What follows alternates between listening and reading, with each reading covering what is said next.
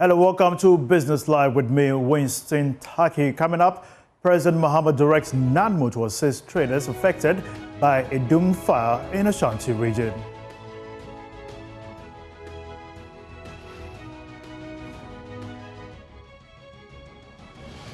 Heathrow announces it can determine when the facility will be reopened after it was shut down yesterday because of a fire outbreak. We explore impact of this on travelers from Ghana. Also coming up, President of the Ghana Association of Banks, Kwamina Asuminin, raises concerns about using policy rate to check rising inflation rate. The adverse macro environment is a big contributing factor, as is, the high levels of interest rates.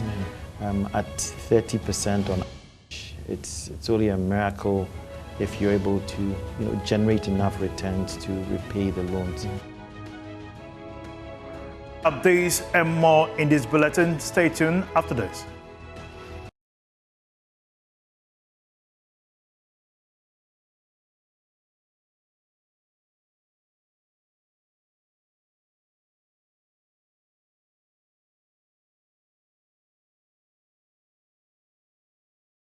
And now to our first business story. President John Mahama has directed the National Disaster Management Organization, NADMO, to provide immediate support to traders whose businesses were adversely affected by the widespread fire that engulfed the Adum Blue Light area in Kumasi on Friday. But the incident has again exposed the low level of insurance penetration among some of these traders. Let's get onto Zoom and speak to the Chief Executive of Ghana Insurance Association, Kingsley Kwesi Kwabinson. Kingsley, welcome to Business Live. Thank you very much for having me. Great. Now, putting on your insurance cap, what do you make of the situation in Kumasi? Let me first of all send my commiserations and condolences to the people who have lost their words. I hope nobody is dead now. But I think that it's unfortunate that we keep having this issue recurring. Obviously, the basic point is that insurance can cover anything and everything, but certain measures must be put in place.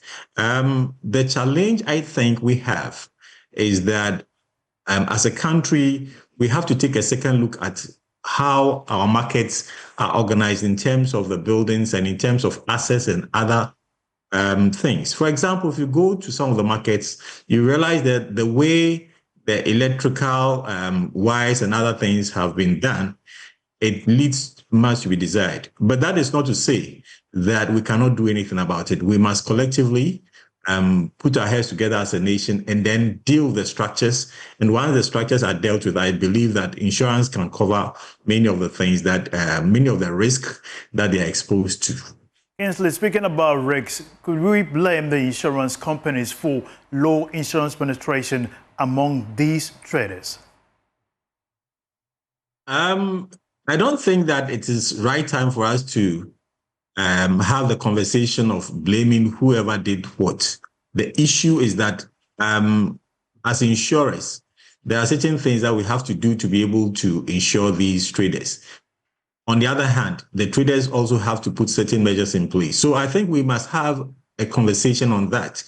Let me say that in terms of risk related to the market, it's high. And we need to put our heads together to find a solution to that. But let me put on record that we as an industry, insurance industry, our focus is on financial inclusion because the law itself asks us to do that. And we've been involved in that. Year on year, we collaborate with the microinsurance network of Luxembourg and publish what they call the landscape of microinsurance. And I can tell you that about 30% of some of the businesses, of some of the companies have some of the companies have 30% of their businesses in the informal sector, including the fire. I can tell you that even as we speak now, some might have had coverage, and therefore we have to pay. In not recent, in the not very recent, not very long past, what happened at Kantamanto, you'll be amazed at the kinds of sum assures that we have to pay. So we covered them. Yes, it might be low, but we need to sit down and have a conversation on how we can deal with the issue of the structures, particularly, and our behavior within that environment, and how we can minimize or prevent the occurrence of such unfortunate incidents. Kingsley, we appreciate your time here on the Business Live. Thanks for speaking with us. Now, moving on. Persons wanting to catch a direct flight to London from Accra this weekend may have to look for alternatives. This was after managers of Heathrow Airport announced that it does not know when it will reopen the facility for full operations. Let's get on Zoom and speak to aviation expert Sean Mendes for some update on this development. Welcome, Sean. What do you make of this development, Sean?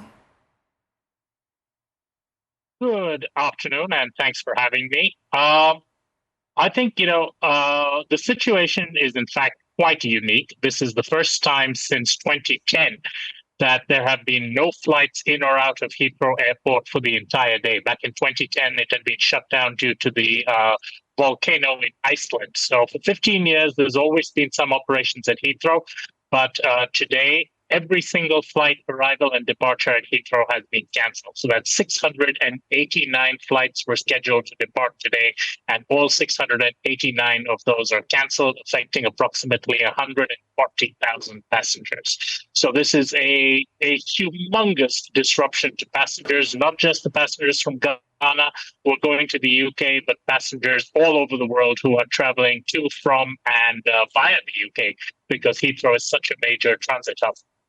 Sean, we just got information that Heathrow Airport is reporting that they will start with partial flight today, and or possibly before they can exacerbate into full flight for passengers. What do you make of this new development in the midst of what is happening now? Yeah, within the last 30 minutes, we've had a statement from Heathrow Airport that the National Grid Electric Company in the UK has been able to restore power to the airport. So now it is functional again. But because of the fact that so many flights going into Heathrow had been diverted, the planes and the crews are not in position. So their focus for the rest of the evening today is going to be for a limited number of operations, mainly of aircraft that were out of position to complete their flights to bring the last few passengers, who'd been stranded at other airports, to bring the aircraft and crew who'd been stranded elsewhere into Heathrow, and to then set things up to be able to operate a full schedule tomorrow. But, as it stands right now, every flight out of Heathrow has been cancelled for today, so nothing more is going to depart from Heathrow. And that includes the British Airways flight from Heathrow to Accra, which was supposed to have left this afternoon and was cancelled. In fact, yesterday night's Accra to London Heathrow flight that left Accra yesterday evening wound up diverting to Lyon in France. And in fact, the passengers are still stranded in Lyon at this time, and hopefully, British Airways and the various governments involved will be able to sort things out and get them into the UK at the earliest. There's certainly many want to visit their families or conduct business, and many, many reasons for traveling. What options are available for persons that have already bought their tickets from the British Airways, possibly for today and this weekend? Well, the main issue here is only affecting Heathrow Airport. So if you are flying into Gatwick Airport or Stansted or Manchester or anywhere else in the UK, you are not going to be affected by this problem. Beyond that, British Airways in particular, being the largest carrier at London Heathrow, is going to be disproportionately affected by this. If you are looking at traveling into the UK, you're probably better at, looking at an indirect flight right now, if there is availability on those going via, say, Dubai or Amsterdam or similar. Because those airlines, KLM, Emirates, Qatar, whatever, will have less of a backlog of passengers to clear. Because I said there's 140,000 passengers affected today. It's not going to be easy to find empty seats for these passengers on flights, tomorrow, Sunday, Monday, and so forth. So British Airways has the most number of these passengers affected. They're going to probably take at least 3 to 5 days to recover, while other airlines are probably going to be able to recover within 24 to 48 hours. Finally, Sean, Are there compensation for passengers who may have had to encounter this kind of situation? And if there are, what sort of compensation are available for them? Well, the UK and the European Union have a regulation called 261/2004, which basically requires an airline to pay compensation if there are flight delays due to their fault. Now, in this case, it would probably qualify as one of the exceptions. However, despite that, the airline is obligated that if you are departing from an airport in the UK or the European Union, you are required to be provided with accommodation. If you have to stay overnight, you have to be given, refreshments while you are waiting at the airport to be rebooked, and you have to be rebooked at the first available opportunity. So those three things are your rights. If you're going to stay overnight, you will get hotel, you will get refreshments while you're at the airport, and you must be rebooked at the first available flight at no additional cost to yourself. So those are the rights that passengers who are stranded in the UK or in the EU must request from the airline that they were booked with. Sean, we appreciate the fact that you could make time to speak to us on this development from Heathrow. Sean Mendes, an aviation expert. Now, moving on, President of the Ghana Association of Bank, Kwabena Isumenin, is raising some concerns about the impact of high monetary policy rates in checking inflation. It follows push for further hike in monetary policy rate to help check fresh pressure on the city and contain drastic fall in Treasury bills rate. Mr. Isumenin argues that the current challenge with this is inflation, especially the monetary policy side. The situation in Ghana has been tough over the last few years. And these NPLs follow business cycles. They're lagging indicators. And so you don't see NPLs right at the trough. It's after you've gone past the trough and you begin to see the NPLs beginning to build. And so while it might be an alarming figure, I think it's important to put it in the right context that it's a lagging indicator.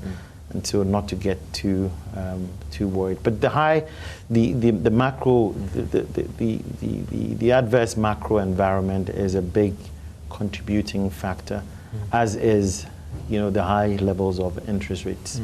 At 30% on average, it's only a miracle if you're able to generate enough returns to repay the loans. And it explains why I said earlier that in periods of high interest rates, banks pull back credit extension just to protect their capital. That's interesting, because there are some who think that the banks are really benefiting from these very high rates, and you look at your interest incomes and your loan book and their returns. Some are also saying that the banks are making some huge profits from these high rates. I think it's a fallacy. Income leads the non-performing loans, and so an income comes through as accrued income. It's not really cash. And so there's always a catch-up when the loans go bad. And when you impair a loan, the amount of losses that you take many times it far exceeds the volume or the amount of interest that you've accrued. And so I don't think there's any bank that gets deceived by high interest rates and high levels of income when the underlying credit is stressed or distressed. We're very much aware that higher interest rates lead to higher levels of non-performing loans, just given the difficulty and the stress that it places on counterparties.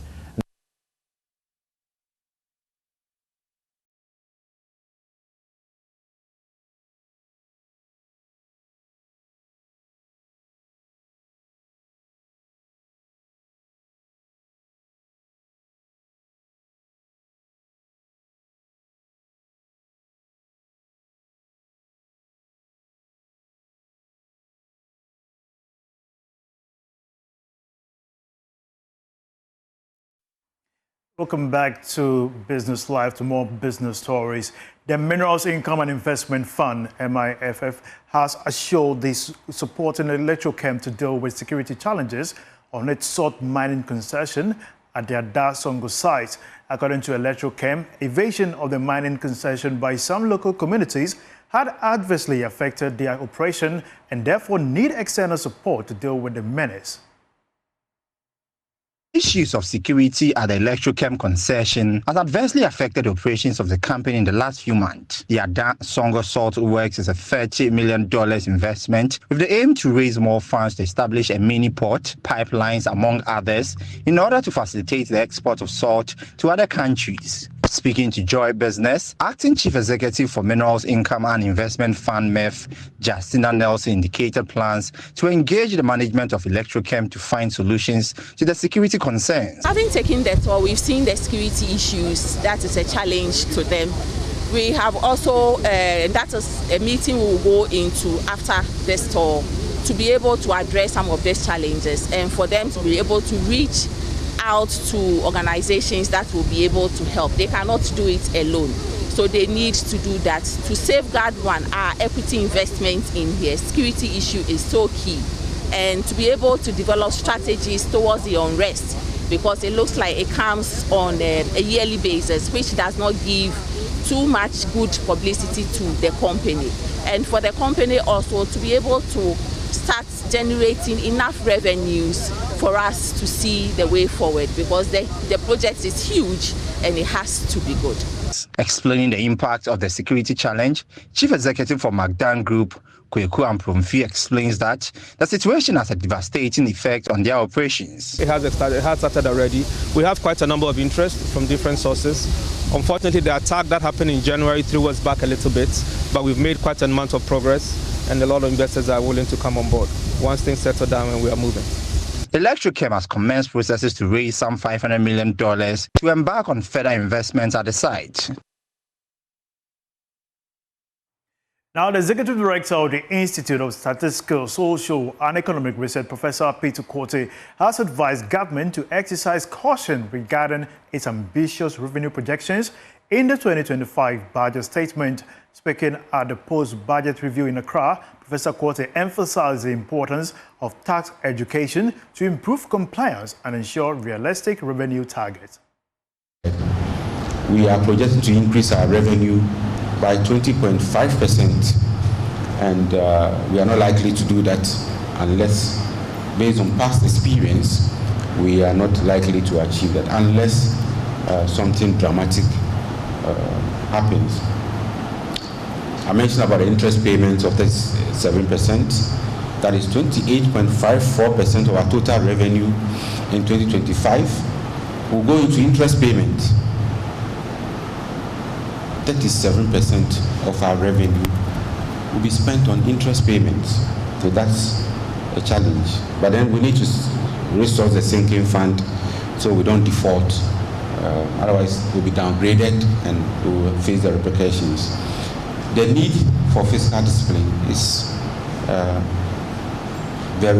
has to be emphasized.